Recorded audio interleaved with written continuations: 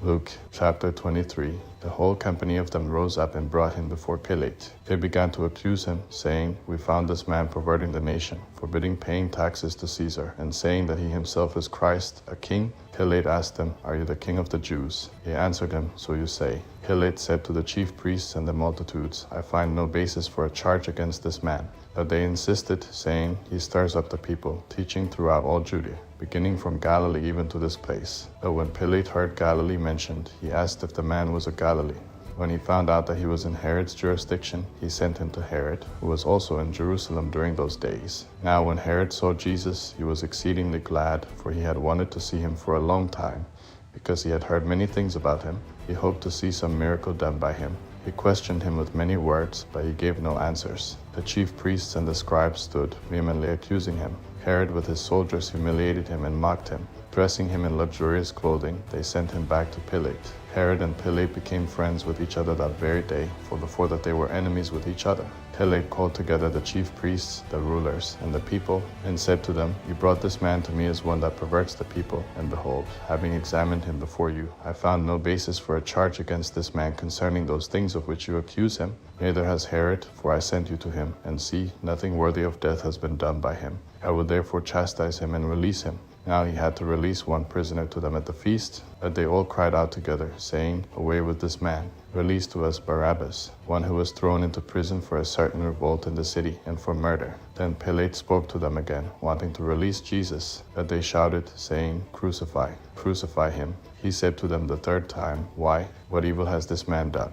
I have found no capital crime in him. I will therefore chastise him and release him." But they were urgent with loud voices, asking that he might be crucified. Their voices and the voices of the chief priests prevailed. Pilate decreed that what they asked for should be done. He released him who had been thrown into prison for insurrection and murder, for whom they asked, but he delivered Jesus up to their will. When they led him away, they grabbed one Simon of Cyrene, coming from the country, and laid the cross on him to carry it after Jesus. A great multitude of the people followed him, including women who also mourned and lamented him. But Jesus, turning to them, said, "Daughters of Jerusalem, don't weep for me, but weep for yourselves and for your children.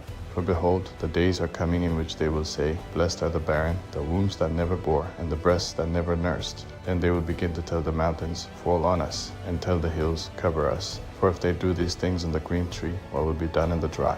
There were also others, 2 criminals, led with him to be put to death. When they came to the place that is called the Skull, they crucified him there with the criminals, one on the right and the other on the left. Jesus said, "Father, forgive them, for they don't know what they are doing." Dividing his garments among them, they cast lots. The people stood watching. The rulers with them also scoffed at him, saying, "He saved others. Let him save himself, if this is the Christ of God, his chosen one." The soldiers also mocked him, coming to him and offering him vinegar, and saying, "If you are the king of the Jews, save yourself." An inscription was also written over him in letters of Greek, Latin, and Hebrew, "This is the King of the Jews." One of the criminals who was hanged insulted him, saying, "If you are the Christ, save yourself and us." But the other answered, and rebuking him said, "Don't you even fear God, seeing you are under the same condemnation? And we indeed justly, for we receive the due reward for our deeds, that this man has done nothing wrong." He said to Jesus, "Lord, remember me when you come into your kingdom." Jesus said to him, "Assuredly I tell you, today you will be with me in paradise." It was now about the 6th hour, and darkness came over the whole land until the 9th hour. The sun was darkened, and the veil of the temple was torn in two.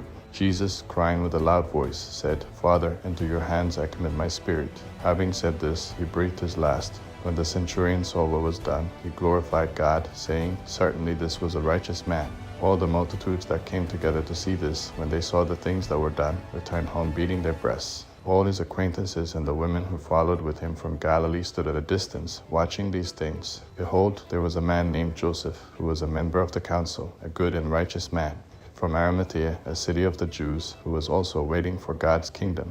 This man went to Pilate and asked for Jesus' body. He took it down and wrapped it in a linen cloth and laid him in a tomb that was cut in stone, where no one had ever been laid. It was the day of the preparation, and the Sabbath was drawing near. The women who had come with him out of Galilee followed after, and saw the tomb and how his body was laid. They returned and prepared spices and ointments. On the Sabbath they rested according to the commandment.